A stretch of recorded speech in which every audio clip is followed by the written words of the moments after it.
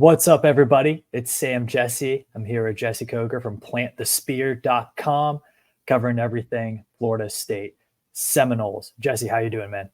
I'm good, man. Just really busy lately and excited for this weekend, man. It's gonna be a fun game, fun atmosphere, sold out crowd, and these are really two brands that I'm excited to see. So I think they don't play enough, and Mhm. I'm excited to finally get a game against Virginia Tech. And I don't know what's going to happen in the ACC, but in the future, but I really want to go to a game in Lane Stadium. So yeah, man, just excited to be here with you. I think these are two brands for not only football, but the other sports where I feel like they haven't played a whole lot. Like, and Florida State being one of the original ACC teams, you kind of wanted to play them, especially as one of the biggest football brands in the conference. Virginia Tech, Florida State, they've played in an ACC championship game. They've obviously played in the national title game in 2000, but I haven't played as much as I think both fan bases would have liked. So it's always nice to get the Knowles on the schedule this season. Seminoles are pretty good, pretty Yeah. good. I picked them to make the college football playoff in the preseason.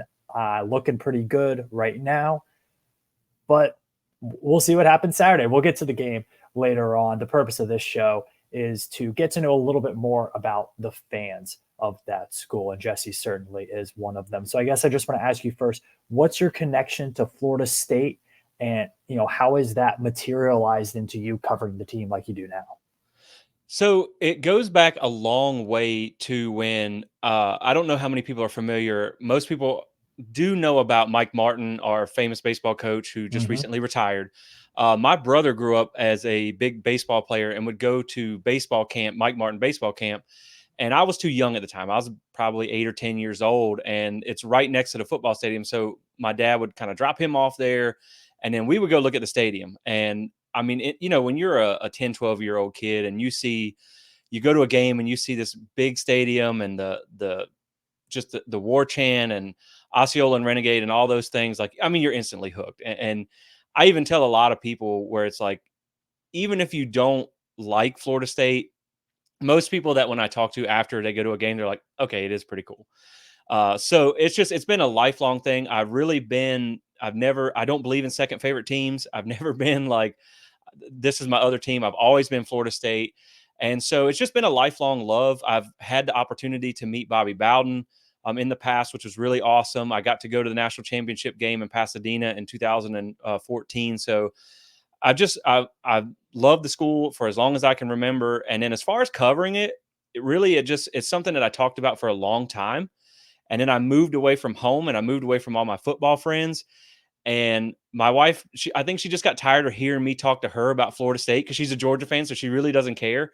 And then the funny story behind it really was I had a cable guy come out one day, and he was a Clemson fan because I live in South Carolina, and we talked for probably an hour about football on the front porch before he even got to work. And she's like, "What are you waiting on? Just start it." And so then next thing you know, there's Plant the Spear. That's awesome. I do have to ask, are you looking forward to Florida State, Georgia in the playoffs potentially? Or are you Man, trying to avoid that at all costs? well, it's funny because we actually do have a home and home scheduled in 27 and 28. Now, a lot of people don't think that's going to happen if the SEC goes to 9 conference games or whatnot, but I always joke we did play one time in the Sugar Bowl, I believe it was way back in the day, and Florida State, they had Anquan Bolden playing quarterback because of some suspension, so we didn't win that game. But I've always joked that I wish we played Georgia more because all my friends are Georgia fans, my family are Georgia fans. I'm married to a Georgia fan. And I'm like, I wish we played more often for some bragging rights, but that's probably the reason the relationships are still around because we don't play. So if we do end up meeting in the playoffs, it's going to be good or bad either way because I'm either going to get a lot of bragging rights or I'm going to have to like log off social media and shut my phone off for a couple weeks because, man, Georgia fans they're intense. There's something. There's something. They'll start barking at you. My brother barks at me every time he calls me. I can't make fun of that. I'm also a Cleveland Browns fan, so we I got some got you. barkiness too. Yeah, that's it's great. It's great to meet people who are so invested in it and like they love it so much and everything around it. And Florida State is one of those programs that has that aura around it. Like when Florida State is good, it's something different. And I know friends of mine who went to the last game that Virginia Tech played in Tallahassee and said that was one of the coolest atmospheres that they had ever been a part of. So Doak Campbell Stadium, definitely on one of the bucket list college football stadiums. Let's talk a little bit more about some of the traditions around this program, because it's a program steeped in tradition. Obviously, Chief Osceola and Renegade. A quick question: is it the best idea to take a flaming spear and put it on the grass field to I start the think game? so. I think so. I think it's awesome and it's unique. Yes. And I think it's what makes Florida State special. And, a lot of people will talk about mascots, and Florida State actually does not have a mascot. It is not considered a mascot, obviously. It's just a representation of the Seminole tribe. And I think it is fun, the flaming spear. And I actually don't have it in behind me, but I do have a replica spear that I have here. That's And they do make a flaming attachment for it, but it's really cool. And I like when sometimes they get to take it with them on the road and things like that. But yeah, man, it might be a little sketchy doing it on a grass field, but so far no incidents. So it's cool to see. I do think it's one of the cooler spectacles of traditions. I think of Ralphie running for Colorado and stuff like that, where it's Enter Sandman's fun because you're screaming and you're yelling and there's so much energy around it, but it's not really like the view. And I think with like Ralphie running on the field, planting the spear, Ohio State's band dotting the I is really cool. If you've never seen that, it's pretty cool. I just think it's one of those so college football things. Like that only makes sense in the context of college football. Yeah, and I think it's interesting when people talk about the ACC. It's pretty cool that really you have three, maybe three of the top probably 10 entrances in college football with Inner Sandman. And I've long said that Lane Stadium is on my college football bucket list as well. I really want to go to a game up there. What Clemson does running down the hill, and with Florida State, you got some really good traditions in the ACC. But yeah, I mean, like you said, it's when you have that part, and then you have the war chant, obviously, that gets the crowd into it as well. So you kind of get that participation, like you were talking about with Inner Sandman as well. But it is just, I like the representation that it not only represents something for the Seminole tribe of Florida, who does endorse the whole thing, because there for a while was a topic of controversy, but Mhm. they do include them in everything, so it is above board there. But yeah, man, it's fun. Like I always tell people, if you've never been to a game, like it's a really neat atmosphere. And there's a guy, some people that cover Florida State that are alumni from other places, and they even go to games, and they're like, it's just not quite the same. But yeah, it's one like you said, it's one of the greatest things in college football, and it's what makes it different from the NFL. Mhm. I'm not a huge NFL guy, but man, I love college football for the traditions, for the crowd aspect. It's just so much fun. Yeah, yeah, it is. All right, we'll go to our next little bit, which is say something nice about the opponent. I'll say something nice about Florida State. My number one thing I have for Florida State is I think they're the best helmets in college football. Yeah, that is we've been voted that a few times, and they did switch them up a little bit recently with some updated designs. Everything kind of got updated, and thankfully Mhm. with the new uniform update, we're back to more traditional uniforms. But yeah, it's one of the most iconic ones, obviously up there with Michigan, Notre Dame, and things like that. So yeah, the helmet is iconic, and I think it's one of the best ones in college football. Well, you mentioned Notre Dame. My beef with Notre Dame is the gold on the helmets and the gold on the pants don't match at all. And it's Yeah. awful to look at. Florida State does it right. It's the same color gold on the pants and the helmet. Looks much better. Yeah, and we had to go through a little bit of correction there when they first debuted the uniforms in 2014 when we played Oklahoma State to open the season. The face mask was a little purple, and so they had to get that right. But once they got the colors right, I really do think it's. I wasn't a huge fan of the 2014 to 2022 uniforms. I like the old school throwbacks, but I think the version that they have now, I'm a huge fan of. I think it looks more like the original uniforms, and to say something nice about Virginia Tech, like you guys have an awesome game day atmosphere, and you really do have some of the best fans and the most awesome fan base that I've met. I will say, selling out that game against Pitt last week after starting 4-11 under Brent Pry. you have the corners filled in Lane Stadium for that game against a bad Pittsburgh team. And everyone is wearing white when no one really ever wears white to a Virginia Tech game ever. And they just decided to make white out a thing.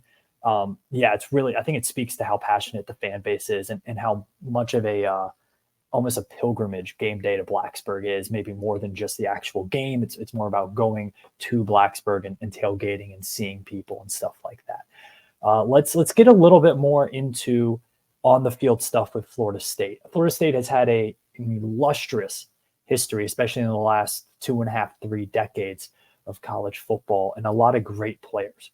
Who is your favorite Florida State Seminole? Yeah, and I do think when you talk about the success that they've had, people do have to remember Florida State is one of the youngest Power 5 programs in the country. They have not been around that long. So the success that they have had has been impressive for the short amount of time that they've actually been playing football, comparatively speaking.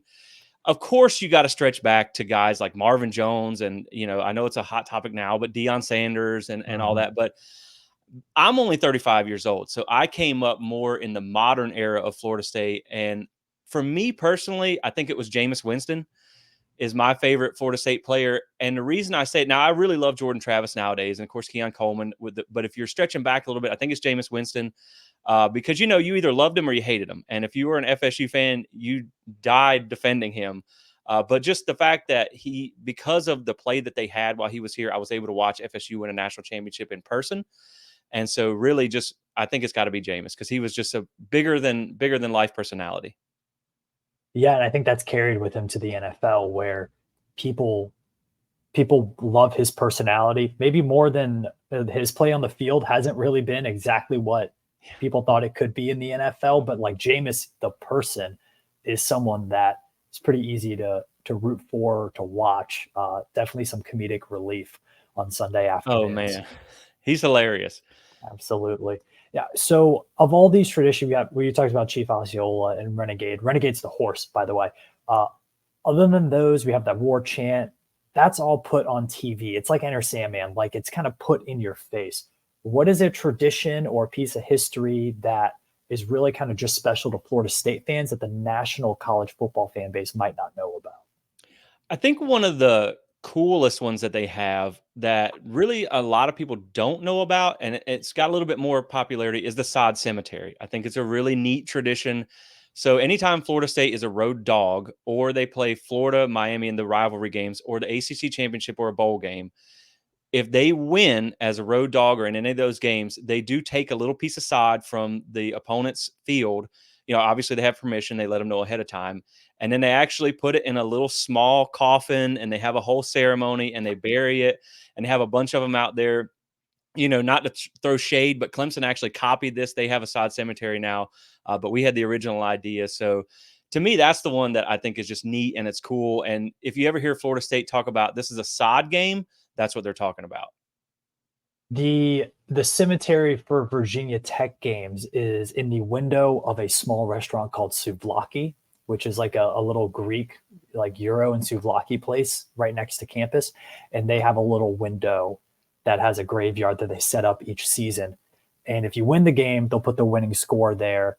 And if you lose, they'll like bury it up and they'll have a little note about what happened in the game, why the team lost, stuff like that. So it's a miniature version of the cemetery. But yes, Yeah. Sod Cemetery, another thing that only really makes sense in the context of college football. Oh, 100%. 100%.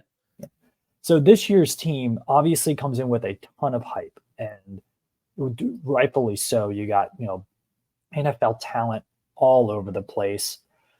Jared Verse comes back at defensive end, Jordan Travis at quarterback. It's you get Keon Coleman out of the transfer portal. Is this season going as you've expected so far? Because there was the scare in Chestnut Hill against Boston College. I have to say yes and no because they have not really played well yet. And that is kind of something we didn't expect. The offense we thought would be really high powered, the defense we thought would be not great, but really good. And they've not really played but one good half of football, and that was the second half of the LSU game.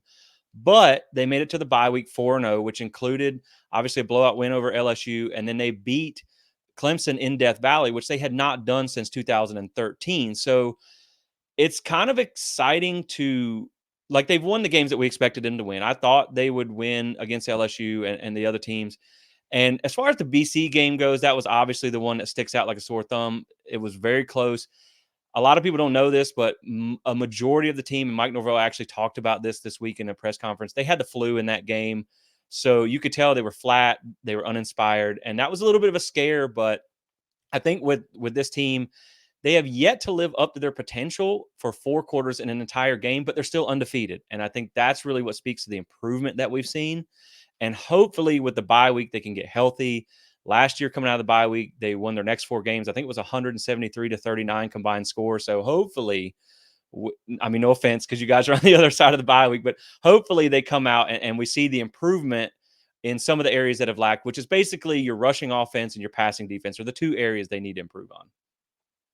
Another thing with Florida State football is over the past, I don't know, for a while actually, been known to have some real stinker games, not like winning barely at Boston College, like losing to Jacksonville State, struggling against Samford, something like that.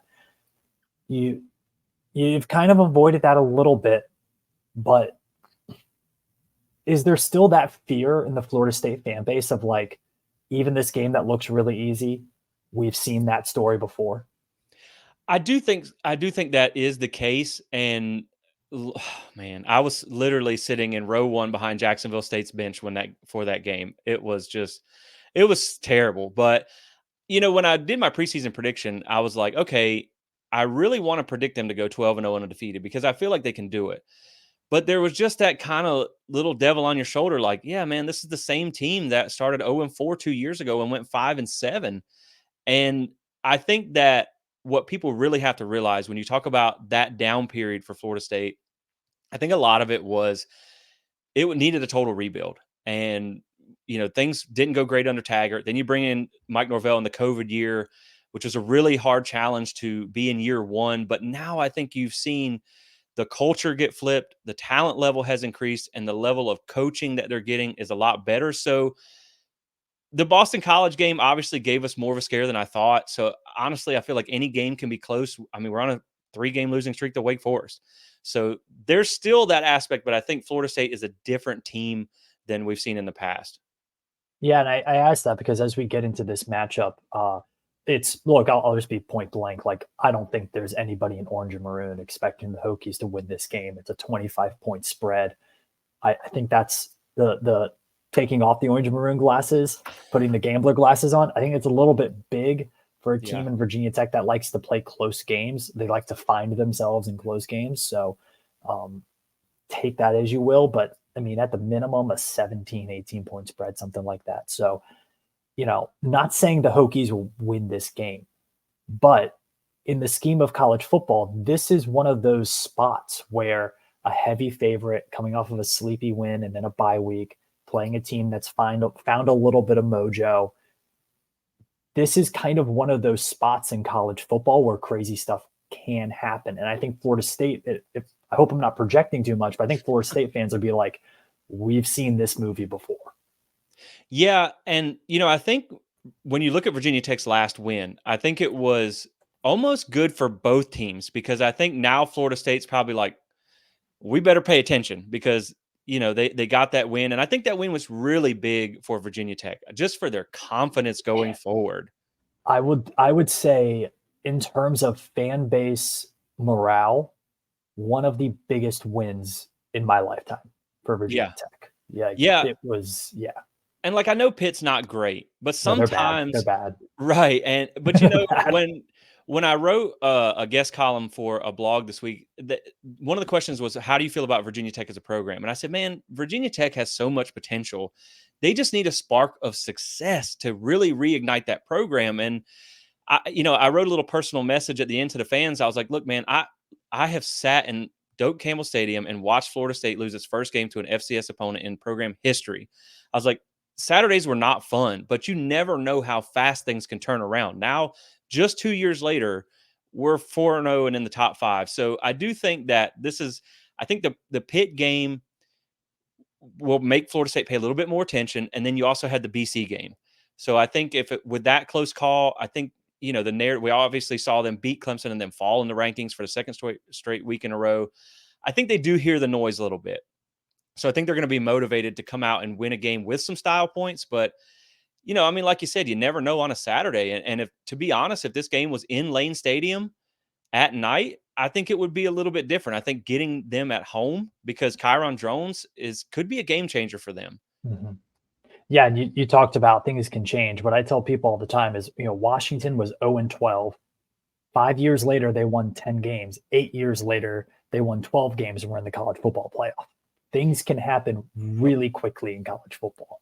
Especially with the transfer portal. Like it is, Mm-hmm. you can really change the outcome of your program almost overnight now. And Florida State is a perfect example of that. Colorado is another example of that. And, my message to the fans was like, just keep the faith, man, because you never know. And of course, I actually wrote that before the Pitt game, but that's the type of win that Brent Pry and the staff, they can build off of that. Look what we were able to do.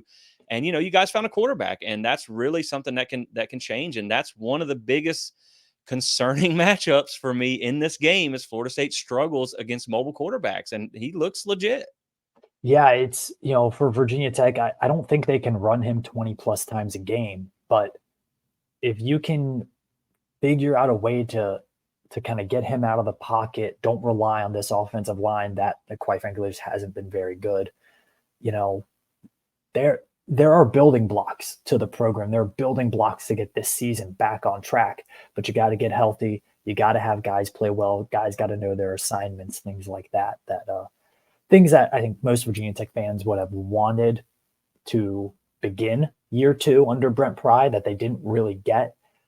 We'll see if that can get better during the season. But it's a very young team, a team that will bring back. I believe I heard on the Tech Sideline podcast, they said that almost every player on the offense that took a snap against Pittsburgh is eligible to come back next year. So that is there's that going on. Yeah, and that's big. And now with NIL too, like you can actually talk a lot of these players into staying another year. That's something we saw that happened this year with Florida State. And yeah, I mean, when you look at Mike Norvell, year 1, 3-9, year 2, 5-7, everybody was like, he's on the hot seat. But sometimes you just have to stay the course. I think when you get in that perpetual coaching change, you lose a lot of your recruiting momentum and things like that. So I think it's just really kind of sticking with somebody. Now, that doesn't mean everybody's going to work out. But if you just give people, everybody wants overnight success. And sometimes when you give people time to establish a culture and to get those recruiting relationships, you never know what can happen. I mean, it could just take 1 or 2 guys in the portal. I mean, I know unfortunately for Virginia Tech, he's been injured now, and I believe he's out for the season, but like Ollie Jennings, a receiver like that, I know it didn't work out injury wise, but you get 1 or 2 guys like that change your offense or defense, and you can be talking about a different program. And I really do. I looked at Virginia Tech's schedule going forward. Maybe not this week, but if they play like they did against Pitt, they got some really winnable games going forward. Mm-hmm. Yep, a lot of winnable games. I think 6-6 is still in the cards. Definitely. Yeah, but unfortunately for Virginia Tech this weekend, culture and potential doesn't block Jared Verse. Yeah. So they're going to have to deal with that. Let's get into some real quick as we ended up some game predictions.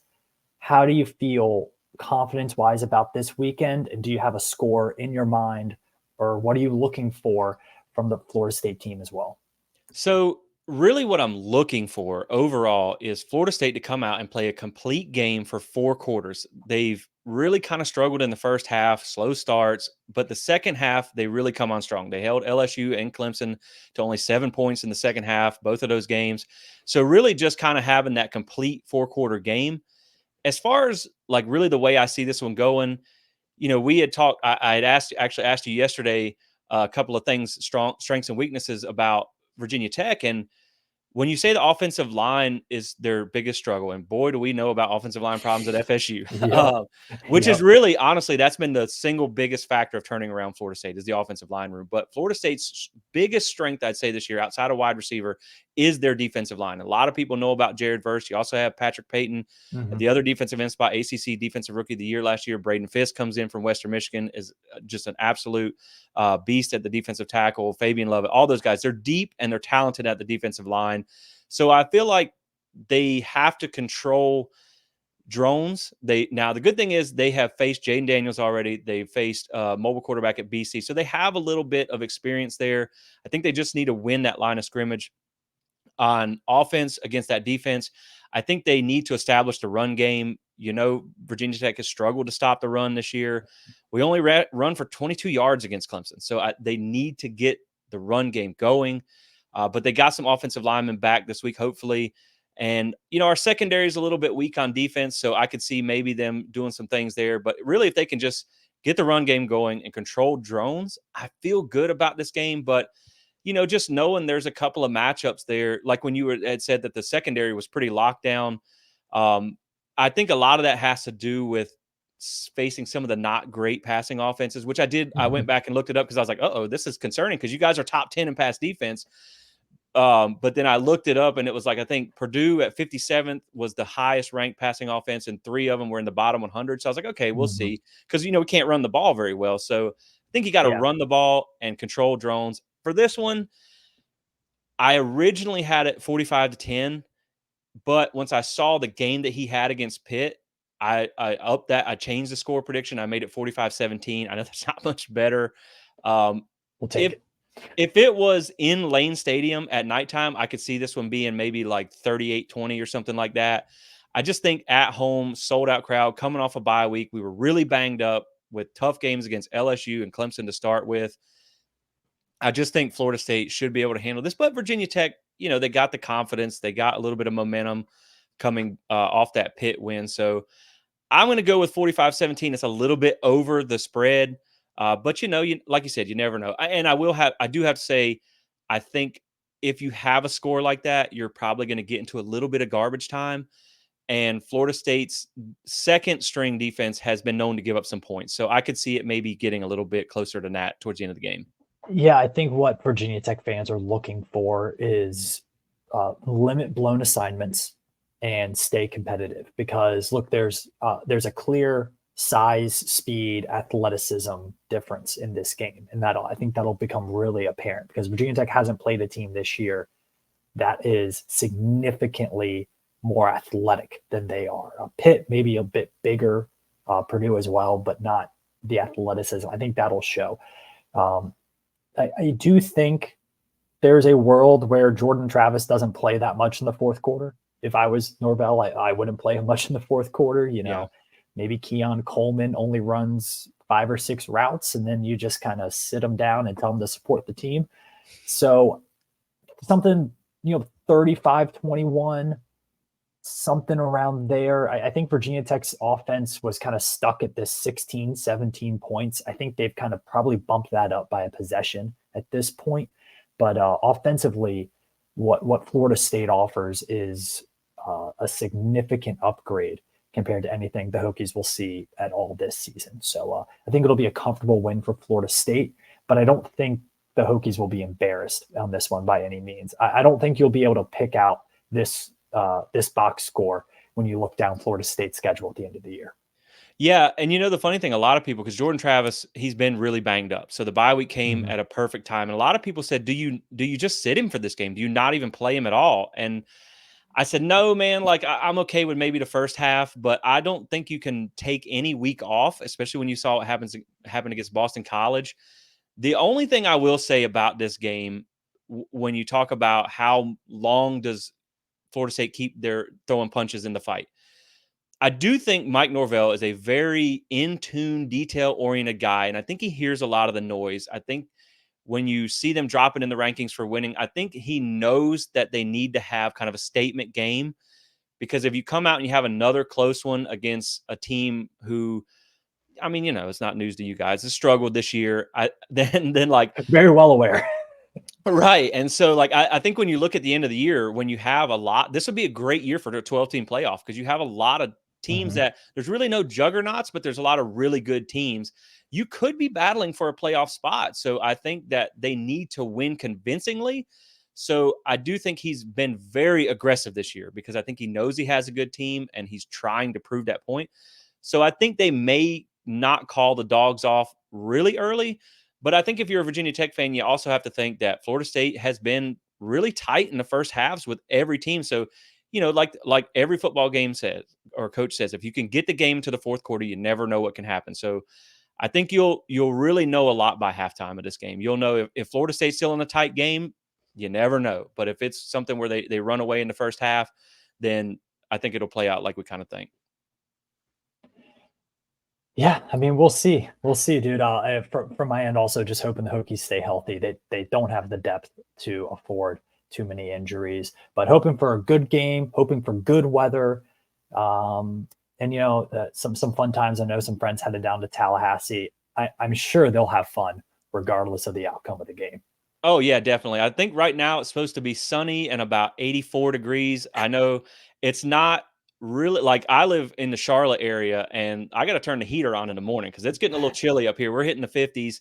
It's not quite that yet in Florida, but it's still going to be a little bit warm, but it's going to be nice. And I know I'm supposed to meet up with those guys when they get down to Tallahassee, and I know it's going to be a good time. It really is fun. It's a fun atmosphere. It's like Virginia Tech. They take football seriously, and game days are awesome. And I don't know if they've ever been to Doak Campbell and been to the games. I don't think some have. I don't think Billy has. Maybe that's what he was saying earlier. So it's gonna be fun to experience, and I'm excited for them to get to see it. I'm probably as excited for them to see it as I am to see it.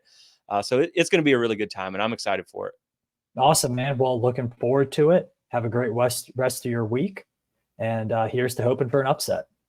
I will say I was at the 2018 game. I was swag surfing in the crowd and all that stuff. It was a great time until kickoff, and then it was a really long road downhill. I think it's going to be a good game. I I have to say that like some of the Virginia Tech players mocked the war chant in 2018. So I'm kind of hoping this is a little bit of a revenge game for us. But there's not too much hanging around from 2018, so it's probably not on their minds. But like you said, I just hope for a clean game between two really good fan bases that really support their team. And I think it's going to be a really fun Saturday.